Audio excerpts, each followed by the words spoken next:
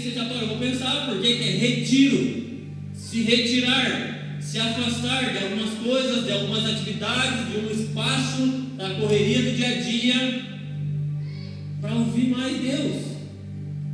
Se te disser outra coisa, te enganaram. Sabe, a ideia de retiro é a gente coletivamente se retirar para ouvir mais a Deus. E aí cada um de nós hoje está se dedicando um pouquinho mais. Eu sei que todo mundo está cansado, está com sono, mas pelo amor de Jesus Cristo, interaja com a presença de Deus, não é nem comigo. Sabe, Deus não chamou ninguém para ser espectador, para ser passivo diante da presença. A presença de Deus é para ser algo que a gente interage, um Deus que se relaciona. Então, pelo amor de Jesus Cristo, interaja com a presença, porque Ele não depende de mim para começar a fazer algo, nem daquilo que eu estou falando. Sabe, Ele já está fazendo. Você está na expectativa de talvez no final do culto a gente vai impor as mãos sobre você e só lá aconteça alguma coisa? Não, pode começar agora. Você está sendo impactado e transformado porque está interagindo com a presença de Deus, ao invés de ficar passivo, esperando algo acontecer. Sabe? Então, está com sono, levanta, toma água, lava a cara. Pelo amor de Deus, só não fique passivo. Sabe? Passivo mesmo à presença de Deus, porque Deus é um Deus glorioso que decidiu se relacionar comigo e com você. Interagir com a gente. Queridos, todo mundo sabe, o nome e o tema do nosso retiro é permanecer. Então eu queria começar lendo João 17,3. Não precisa abrir a Bíblia, você não precisa pegar o celular, fazer nada. Você precisa interagir com a presença e com a palavra de Deus. Pode só ouvir, tá bom? E senão às vezes pega a Bíblia, já vai ler outro texto que não tem nada a ver. E não quer dizer que eu estou desprezando a Bíblia de alguma forma, não. O que Deus quer falar hoje, a gente anotou aqui. Eu espero ter sido o mais sensível possível, o mais responsável possível, para trazer tudo que Deus tem separado para nós, uma porção para nós nessa noite. Então só ouve com atenção. João 17,3 diz assim: a vida eterna é essa, que te conheçam a ti, o único Deus verdadeiro, e a Jesus Cristo a quem enviaste. Não sei quem já parou para pensar nesse versículo, que a eternidade é conhecer Deus. Ele é tão grande, tão majestoso, tão glorioso, que para que a gente conheça Ele inteiramente, precisa da eternidade toda. E aí Jeremias 9, 23 e 24 diz assim: assim diz o Senhor, não se glorie o sábio na sua sabedoria, nem se glorie o forte na sua força, não se glorie o rico nas suas riquezas, mas o que se gloriar, glorie-se nisso, em me entender e me conhecer, porque eu sou o Senhor que faço beneficência, juízo e justiça na terra, porque dessas coisas me agrado. A gente usa a palavra conhecer no vocabulário no português, né? De uma forma totalmente errada. Que a gente chama, quando a gente conhece alguém malemar, a gente fala assim: é meu conhecido. Só que o que a Bíblia traz de conhecer é quem tem intimidade. A palavra conhecer na Bíblia vai ser usada para o auge da intimidade entre um homem e uma mulher, entre pessoas. Quando alguém conhecia uma pessoa na Bíblia, essa pessoa conhecia intimamente alguém. Então, Jesus, Deus nos convida a se gloriar em alguma coisa, seja em conhecer Deus, e que a eternidade vai ser o tempo todo conhecendo a Deus. Então o convite a conhecer a Deus é permanecer, porque para você conhecer alguém, você tem intimidade com alguém que você conhece uma semana? Intimidade de saber a pessoa no olhar, você fala, se ele está pensando quase, sabe? Tem gente que do jeito, esse processo todo de intimidade demanda tempo. Conhecer pessoas intimamente demanda tempo. Então o convite de Deus para que a gente conheça a Deus é permanecer com Ele, diariamente se relacionando, para que nesse processo de permanência a gente tenha intimidade. A palavra permanecer no dicionário diz assim: continuar sendo, prosseguir existindo. Eu achei isso maravilhoso, porque sabe, tem a ver com existência, sabe, não tem a ver com informação, tipo, e aí eu soube de algo agora e aí isso mudou, sabe, tem a ver com identidade, existência. Isso tem a ver com Deus, porque quando eu olho Deus eu descubro quem eu sou, sabe? E aí tem um outro, sempre tem mais de um, né? Tem predicativo intransitivo e depois transitivo direto. Não lembro disso na gramática, mas a segunda parte diz insistir com pertinácia, persistir.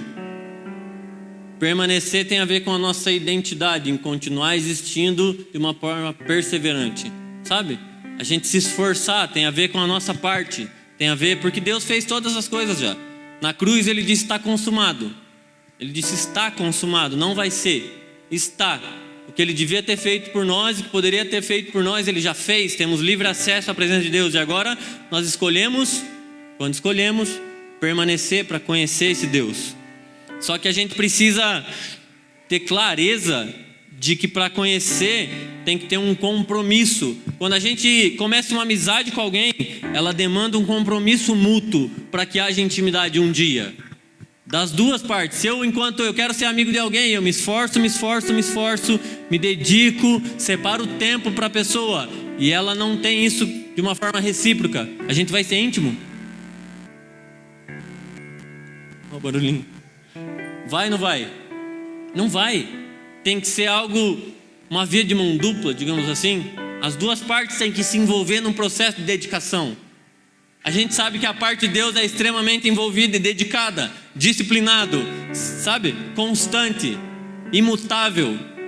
Hebreus 13:8 diz que Deus é o mesmo ontem, hoje, vai ser sempre, eternamente. Então, Ele não muda. A gente é que muda, e a gente que se relaciona com Deus a partir das nossas emoções, a partir das nossas necessidades. E aí quando elas são supridas, a gente vai embora. A gente acha que quando está bem, Ele é digno. Quando eu não estou bem, Ele deixa de ser digno. A gente que é inconstante, não Ele. Só que a gente precisa aprender a partir dele constância para permanecer. A gente precisa entender que Ele diz que estabeleceu uma aliança. E às vezes a nossa sociedade talvez despreze o quanto isso significa algo, né? Talvez a nossa sociedade trate isso como comum. Às vezes a pessoa só coloca um anel no dedo e acha que isso é só mais um anel no dedo. Mas isso é só o símbolo de um compromisso eterno, um símbolo de um compromisso para a vida, aliança. E se entre nós essa é a verdade de um compromisso, de uma aliança, você imagina com Deus, quando Ele fala assim, ó, eu vim aqui, Jesus fala assim, ó, e há uma nova aliança, um compromisso selado com sangue. É para isso que existe um compromisso, e Ele veio e fez tudo o que fez, obedeceu até a morte de cruz, para estabelecer uma aliança com a gente. E a parte dele, com certeza, a gente pode esperar compromisso. E a questão é, e a nossa? A nossa parte do compromisso nessa aliança.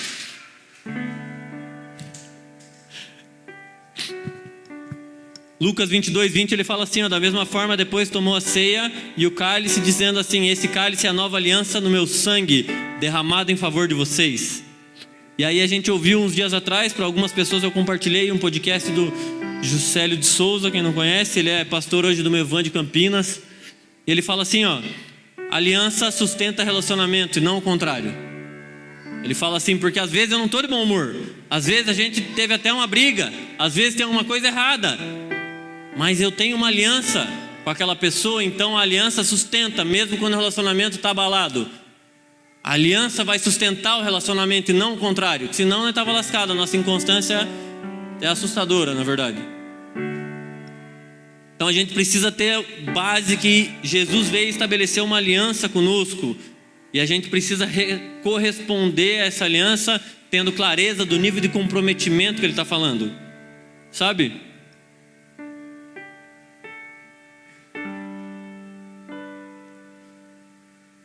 É pensar como é que nós correspondemos à revelação de quem Jesus Cristo é. Como é que nós correspondemos ao compromisso?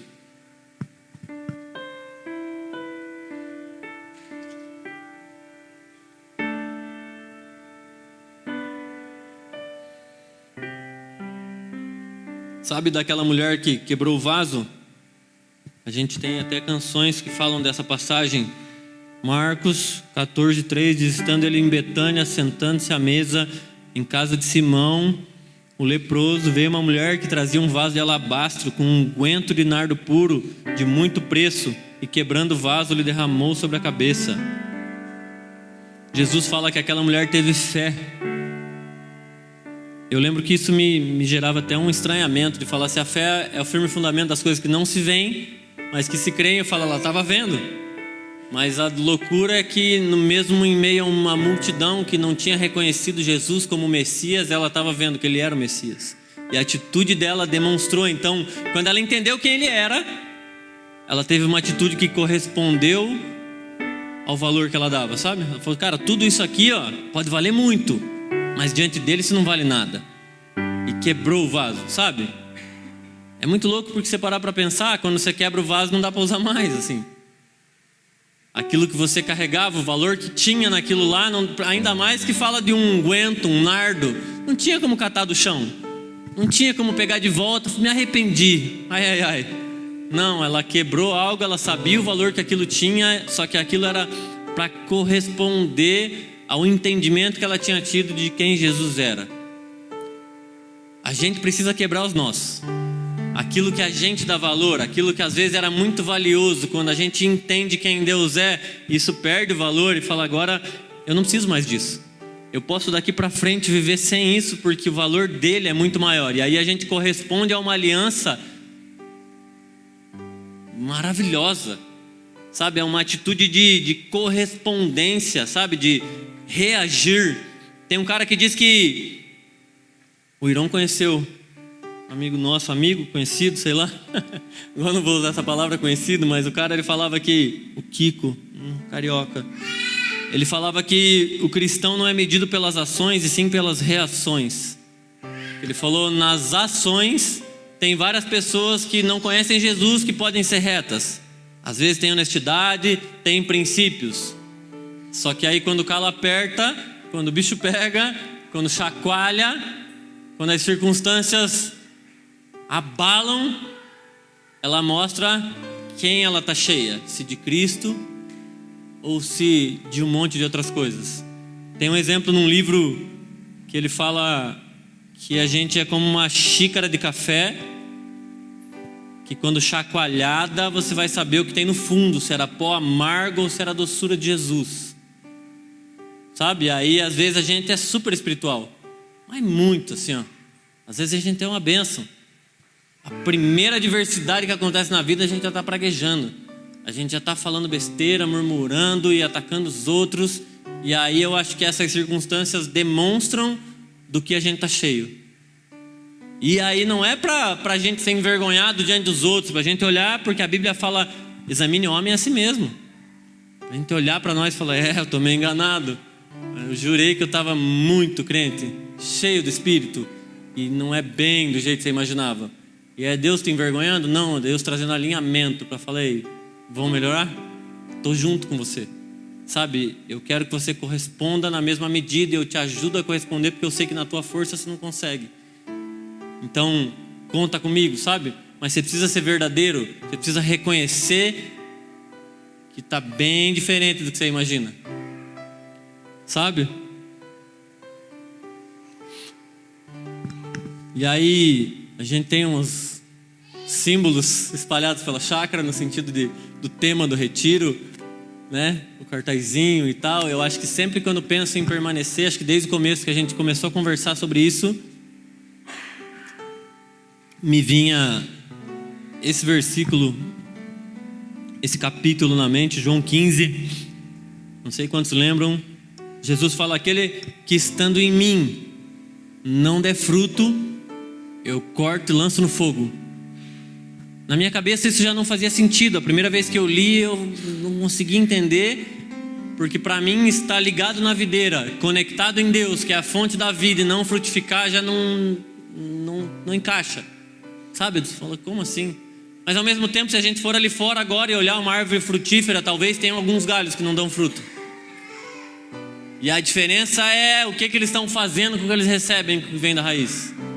E aí mais uma vez, a Bíblia fala sobre corresponder. O que Jesus está falando é, se você estiver em mim, sendo nutrido por mim, a minha vida em você, e você não fizer nada com o que você recebe, você não vai frutificar. E aí se você não frutificar, eu corto você e lanço no fogo, porque você está desperdiçando a minha vida. Tem um filme, acho que foi o Thiago que me indicou uma vez para assistir. É uma história real do cara que queria ir para a NASA. Não sei se vocês já viram, acho que a milhões de quilômetros, né, Thiago? É isso. Que o cara, é uma história real. E aí no começo do filme, eles são uma família agricultora e um moleque extremamente inteligente, mas a família fica mudando de lugar várias vezes. E muda para cá porque eles vão onde precisa de colheita, né? Onde vai ter trabalho para o pai. Eles mudam e saem da escola e voltam para a escola, e saem de uma escola e voltam para a escola. Então ele fica numa constante mudança. E uma hora a professora chega no pai e fala: e aí, pai? Seu filho é maravilhoso, extremamente inteligente, mas ela é como se tirasse uma planta da terra e colocasse de novo, tirasse da terra e colocasse de novo. Você acha que ela vai dar fruto? E aí às vezes a gente está assim.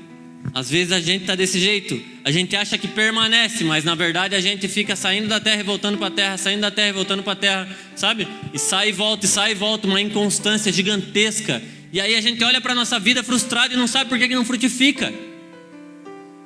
Mas que a gente não para quieto, na verdade. A gente não cria raiz em lugar nenhum. Quando em algum lugar a gente está criando raiz, a gente parece que tem medo e se afasta. A gente tem medo da intimidade, a gente tem medo de criar relacionamento, porque sabe que a hora que chegar nesse nível de intimidade, as pessoas vão conhecer também as suas vergonhas. Só que aí que tá, minha esposa é que mais conhece a pior parte de mim e decidiu continuar.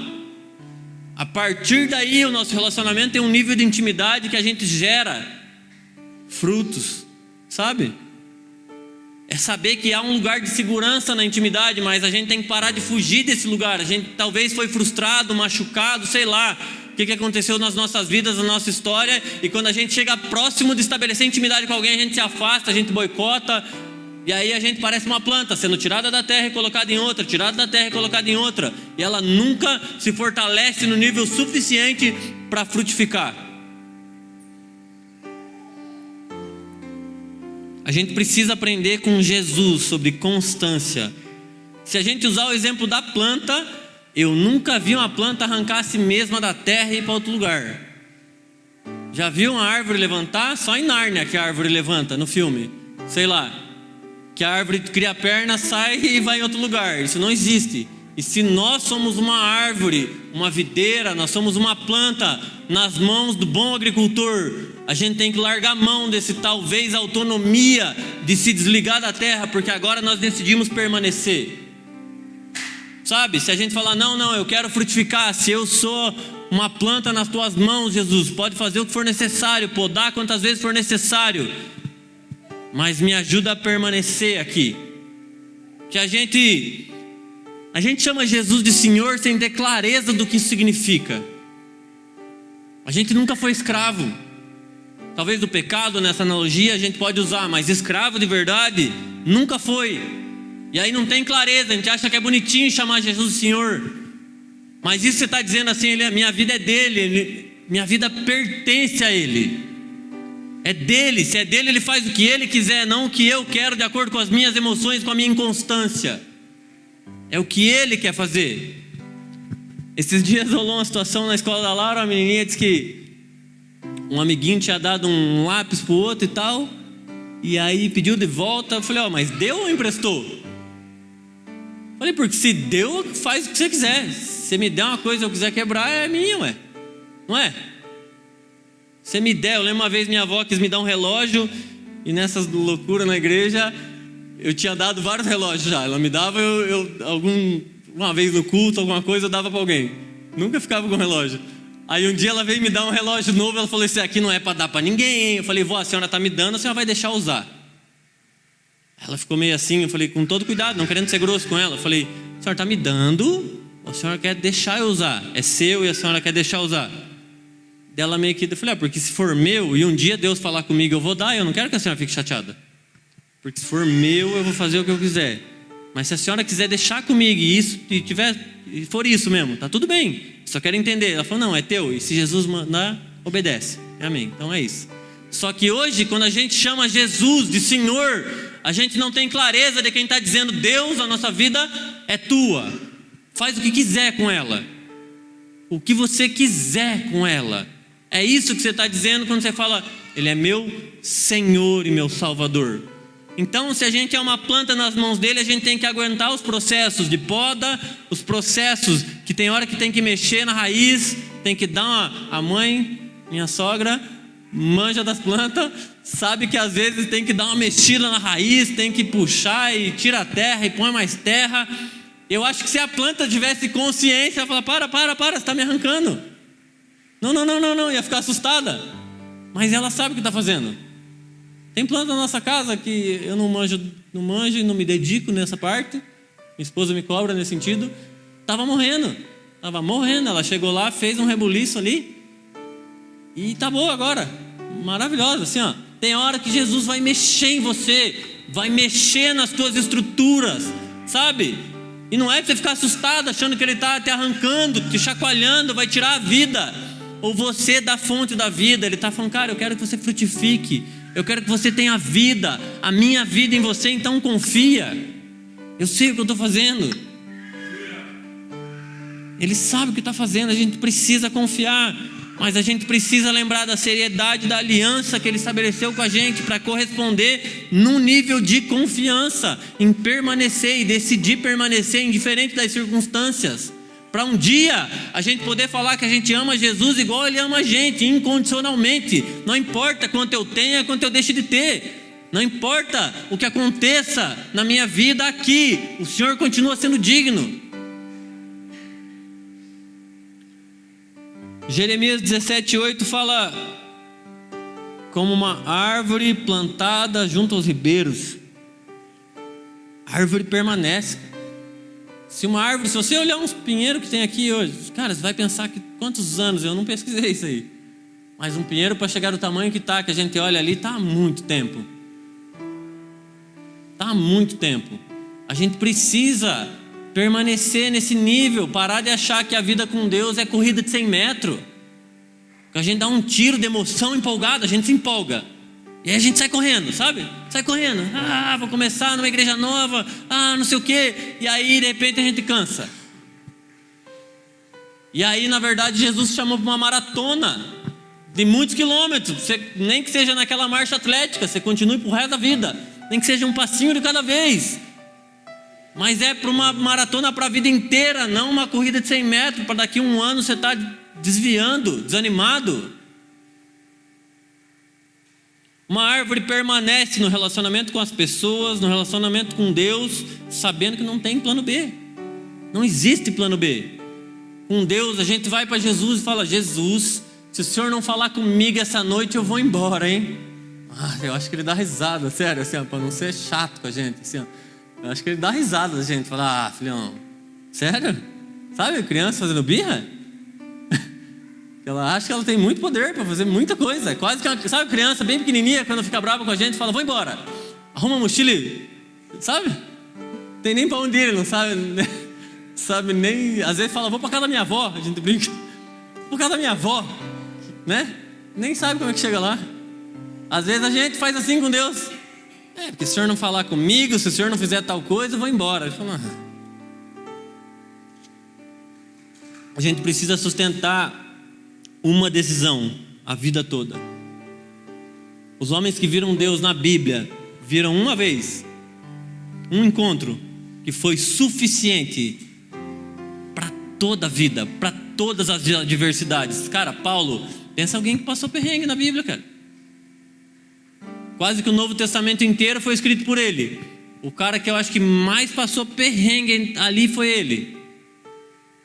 Um dia, uma vez, ele viu Deus, e aquilo foi suficiente para ele aguentar fome, ser açoitado, cadeia.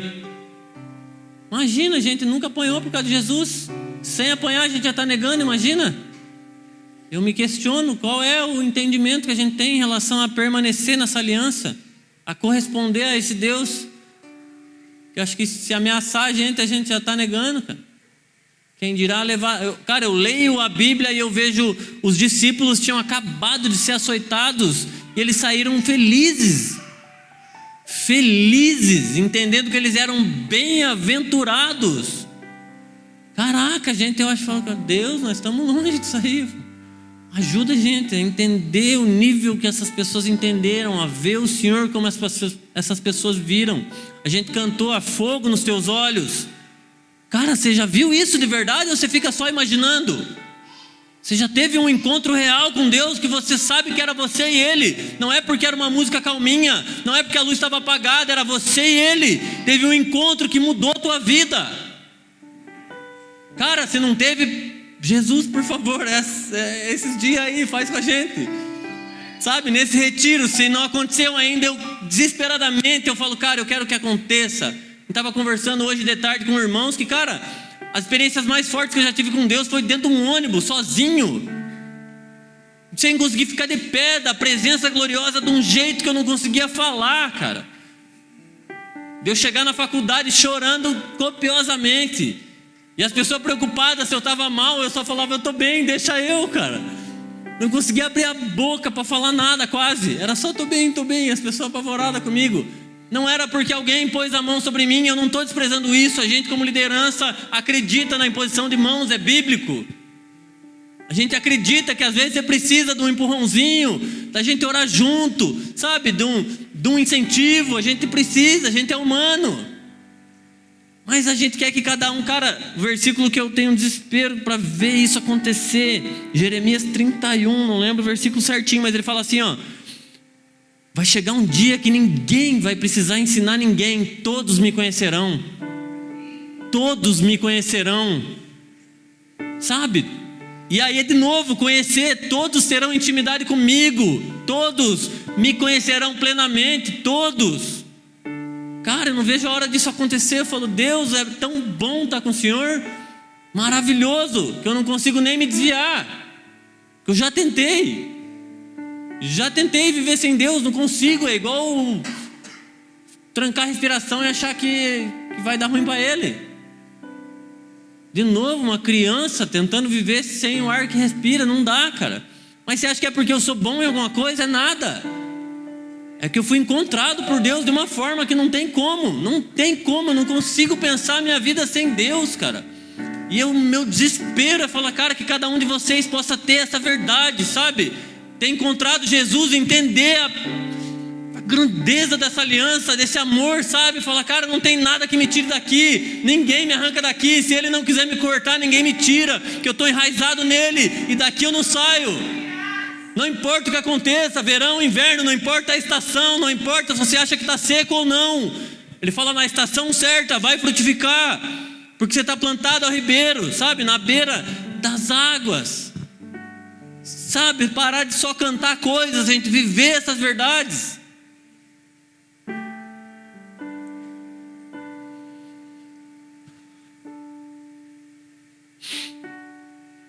Sabe, a Bíblia fala que o fim dos tempos vai ser como nos dias de Noé. E fala assim, ó, eles casavam e se davam em casamento. Casavam e se davam em casamento. Se você não entendeu o que está dizendo lá, dizendo assim, ó: casavam e quebravam a aliança do casamento, casavam de novo. Casava, quebrava a aliança do casamento, quebrava e casava de novo. Essa é a bagunça. Ele diz que nos tempos de Noé era assim, que no fim dos tempos vai ser assim. Quando a gente olha a sociedade, é uma bagunça. Nem casa mais, para dizer que casava e descasava. Nem casa, as pessoas não querem nem saber disso mais. Mas Deus está falando, cara, isso não me agrada. O que me agrada é a aliança permanente, uma só. Quando eu vou nas escolas e dou palestra nas escolas, eu falo, cara, para os outros eu não sei, para mim casamento é até que a morte nos separe, porque a Bíblia me ensinou assim. Casamento para a gente viver pro resto da vida, sabe? A gente precisa aprender a permanecer na aliança, porque Ele deu a vida. Ele é o exemplo, sabe? Ele nos deu essa vida. E eu estou falando da nossa aliança com Ele ser nesse nível de entrega, porque Ele entregou, Ele se entregou por nós, sabe? Até a morte de cruz, a gente permanecer nessa aliança com Ele. Mesmo quando chegarem dias difíceis.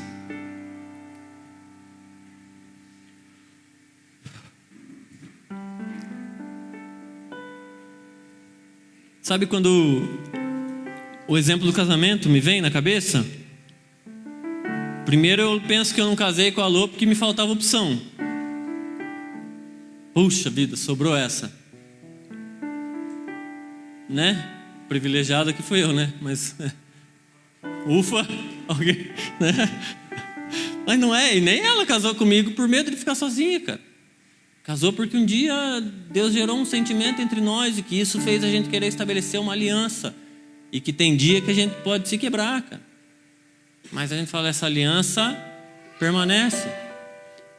E aí, os compromissos que acompanham essa aliança no dia a dia não vão ser pesados, sabe? Quando você fala, puxa vida, vou ter que abrir mão disso ou daquilo por causa que eu tenho aliança no dedo. Não, cara. Há um incentivo, de certa forma, interior que Deus gera, assim, ó, que honrar não é pesado, sabe? Porque honrar é quando eu consigo imaginar o sorriso dela na hora que eu vou chegar em casa, sabe? Com umas coisas simples. E aí a gente consegue pensar em Romanos 12, que fala que a gente precisa apresentar o nosso corpo como um sacrifício vivo. E aí você não vai ficar pensando, meu Deus, tem que ir de novo pro culto. Ai, que chato. Sabe? A gente não precisa mais pesando como se a nossa vida tivesse muito valor. E fala assim, nossa, vou sacrificar. Ai, jejuei tantos dias. A gente vai conseguir honrar a Deus correspondendo ao nível de comprometimento que Ele tem com a gente. Não vou demorar hoje, pode ficar tranquilo. Você respira.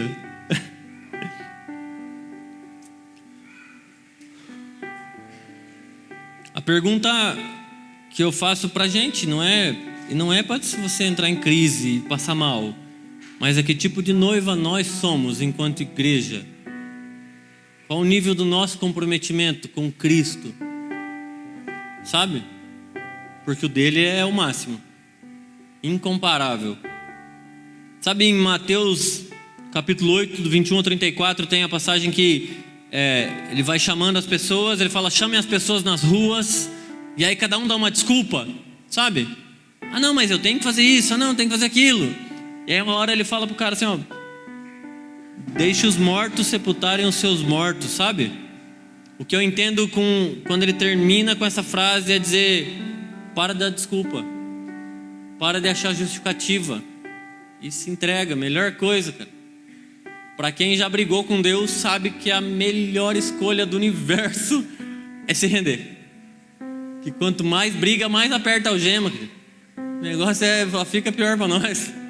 Quando a gente briga, tenta fugir, Deus fala, não. Ele é persistente, maravilhosamente persistente.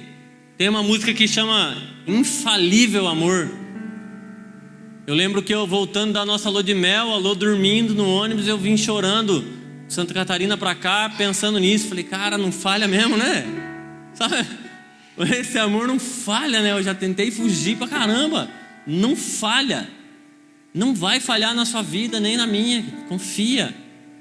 Confia. Lembra do vaso? Falou, cara, a gente quebrou o vaso porque o que tinha lá dentro não tem mais valor, porque ele é mais valioso do que tudo aquilo que a gente juntou a vida inteira.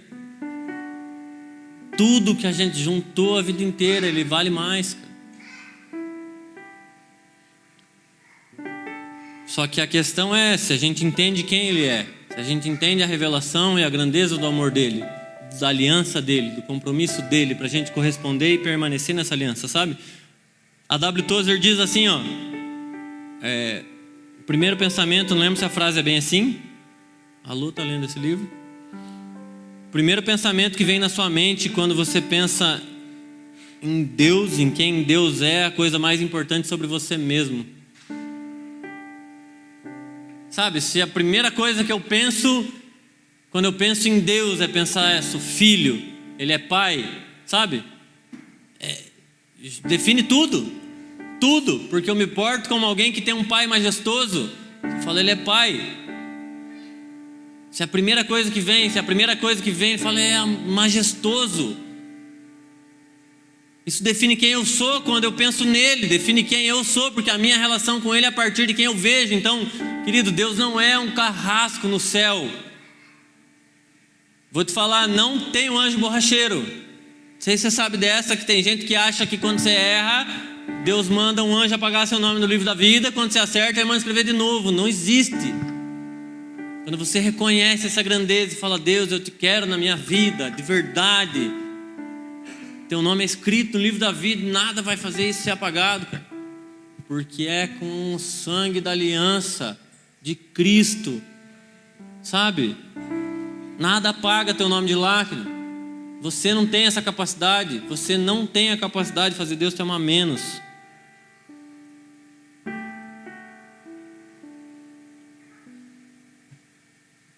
Estou terminando, tá? Só que eu penso que se nós não temos clareza da grandeza desse amor, de quem Deus é, tem uma passagem em Marcos 8, do 22 ao 38, fala de um homem que era cego. E primeiro, não sei quem lembra dessa passagem, primeiro ele foi tipo mais ou menos curado. Vocês lembram que daí perguntam para ele, e aí, você está vendo? Ele fala, vejo pessoas como árvores. Pensa comigo, se aquele homem que não via nada, e agora ele começa a ver pelo menos vultos e pessoas como árvores, podia falar, tá bom? Não via nada, agora eu vejo alguma coisa, fechou? Mas havia uma posição de corresponder com sinceridade da parte dele. Era tipo, Deus queria ver a sinceridade do coração. Ele fala, Deus sabia que não estava 100% ainda.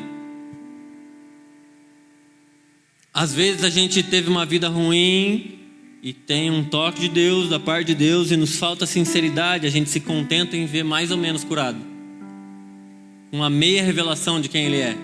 Só que isso é problemático, porque se você olha pessoas como árvore, você vai inverter, porque a Bíblia fala que a gente que vai ser como árvore plantada junto ao ribeiro, não os outros. A Bíblia fala de mim, fala de Cristo, fala de você, indivíduo. Se eu olho os outros como árvore, eu vou achar que é os outros que vão ser um dia talvez cortados para gerar lenha para minha fogueira. É os outros que vão gerar sombra para mim, é os outros que vão gerar fruto para mim. Sabe, uma visão centrada em mim ainda, porque eu tenho uma meia revelação. Agora, quando nós temos a revelação completa de quem Deus é, um encontro real, a gente vê que nós agora seremos como árvores plantadas junto a ribeiros, e é a gente que talvez vai um dia gerar sombra para quem precisa, é a gente que vai poder alimentar o outro, sabe? Fala da nossa responsabilidade em corresponder com a revelação.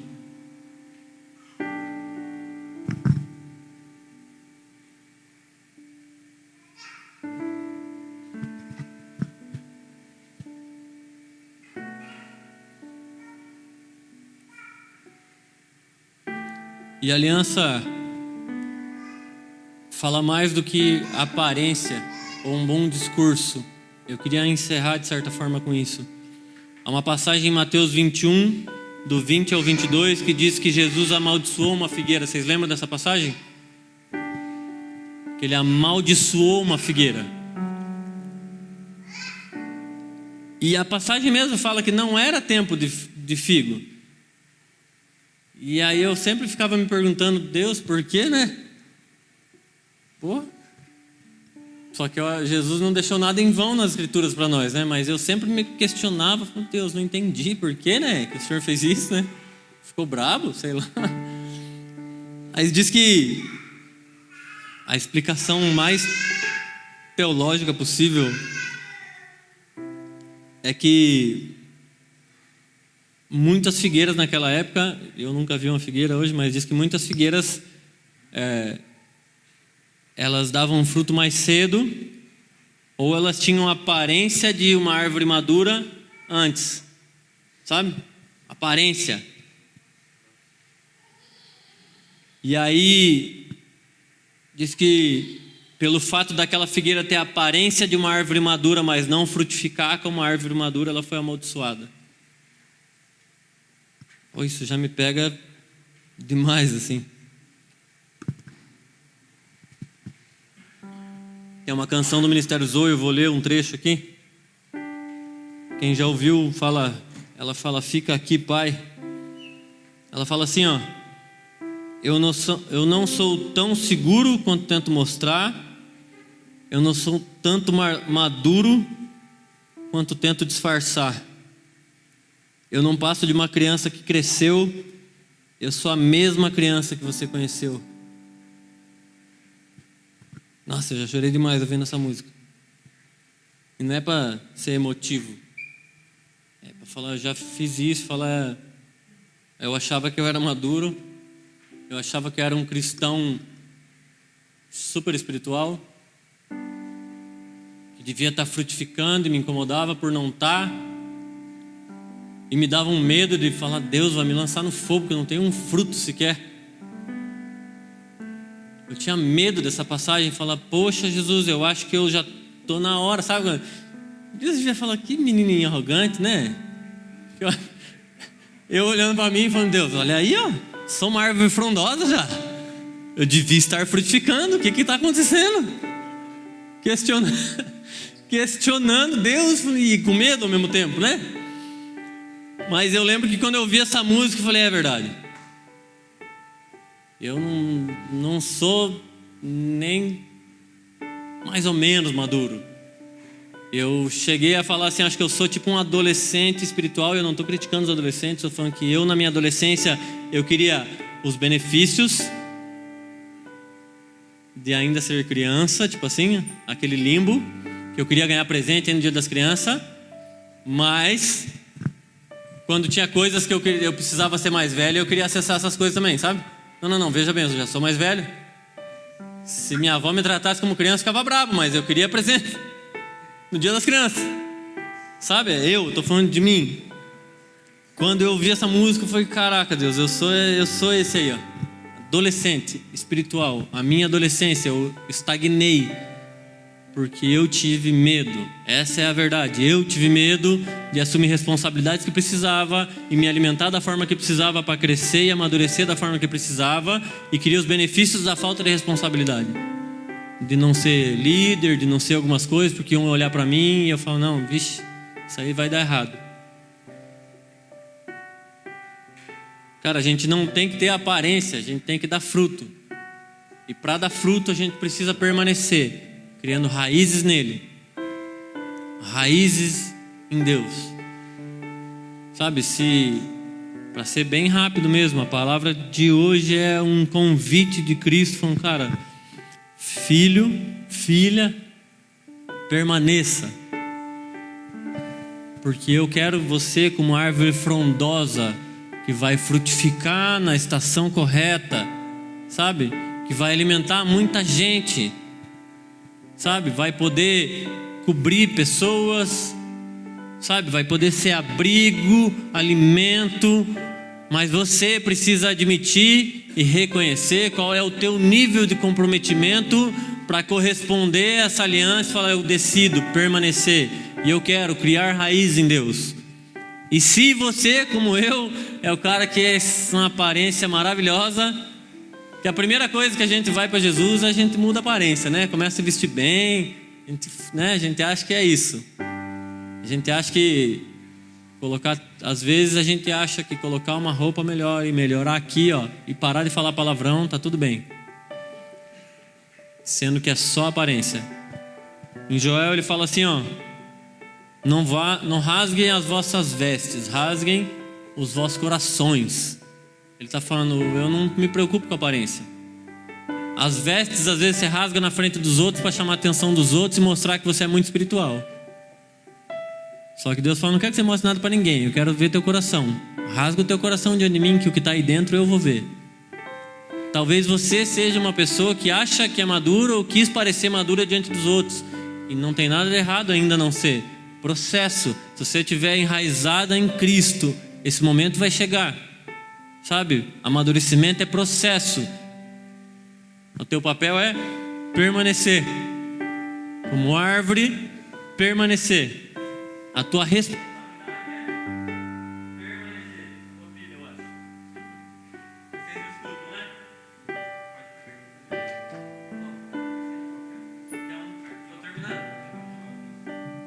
Estou terminando.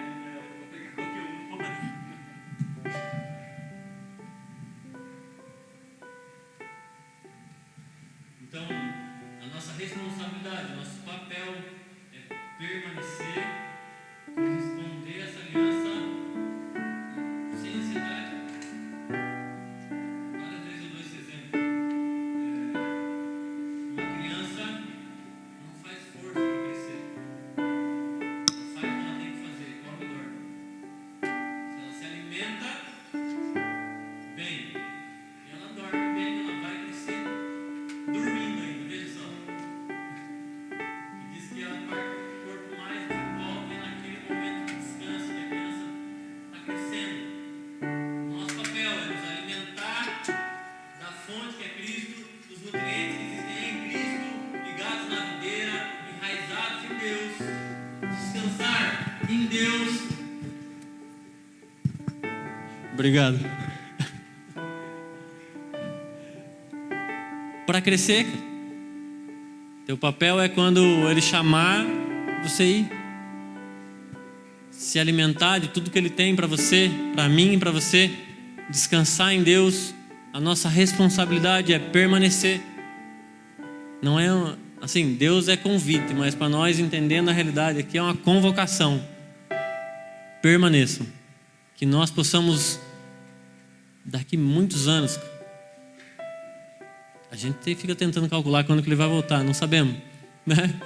Mas eu acho que daqui muitos anos eu queria poder olhar para vocês e saber que tenho a mesma paixão, a mesma constância, perseverança em estar enraizados nele, ver vocês, cada um de vocês, frutificando em Cristo, sabe? Frutificando em Cristo. Olha que legal, cara. Olha o que Deus fez. Não é só ser baterista, né? Lembra o videozinho? O menininho, já viram? O menininho faceiro, fala ele, a gente vira até baterista. Deus quer fazer que a gente seja parecido com Ele. Que daqui anos e anos as pessoas possam olhar para você e falar, cara, você parece com Ele. Você parece com Ele. Eu acho que a melhor coisa que eu posso ouvir na vida, se um dia alguém me elogiar, é falar, você parece com Jesus. Sabe, um privilégio de falar, você parece com Jesus. Então eu queria convidar cada um a ter uma reação, né? Se ser cristão é reagir da forma correta, reagir de acordo com a revelação que a gente diz ter, que você tenha uma reação. Se a tua reação é vir aqui na frente, se ajoelhar, seja essa a sua reação. Você sabe no íntimo do teu ser qual é a reação. Se é se colocar de joelho na sua cadeira, se é levantar, ficar de pé, levantar suas mãos e reconhecer diante de Cristo, falar, eu não sou maduro, Pai, estou tentando enganar os outros aqui, mas engano só eu. Eu queria que você tivesse uma postura que demonstrasse, não para a gente, porque para a gente pode ser veste, mas que demonstrasse para Deus que você entende o nível da aliança, o nível do compromisso, sabe, que você entendeu quem Ele é, a revelação de quem Ele é, que isso faz sentido para você, que você fizesse a sua oração. Se você quiser, a gente pode sim orar juntos, né? Se você quiser vir, realmente, mais uma vez, se você quiser vir aqui na frente e falar, essa é a minha atitude, Deus, a minha atitude é essa, eu estou indo publicamente lá, fui lá na frente para mostrar que eu não sou nada do que eu estou tentando mostrar, que eu preciso mostrar que eu sou menos manso e humilde, sabe?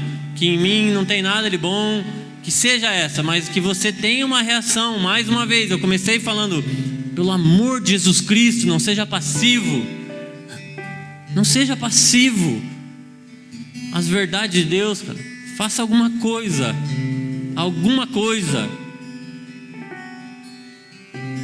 Eu olhei o Filipinho brincando antes de começar ali no louvor, massa assim, ó, faceiro, correndo para um lado, correndo para o outro, deitando, muito louco.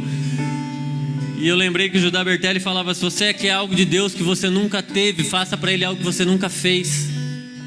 E eu vi ele brincando com liberdade ali, sem estar nem aí para ninguém, cara. Sabe, é esquecer dos outros, esquecer de quem está olhando, sabe, é fazer algo que talvez você nunca fez diante de Deus, reconhecer de uma forma que você sabe que é necessária, reconhecer e demonstrar que reconheceu, e tomar uma postura diante de Deus, falando, eu reconheço, eu preciso do Senhor mais do que eu imagino, mais do que eu posso expressar. Amém?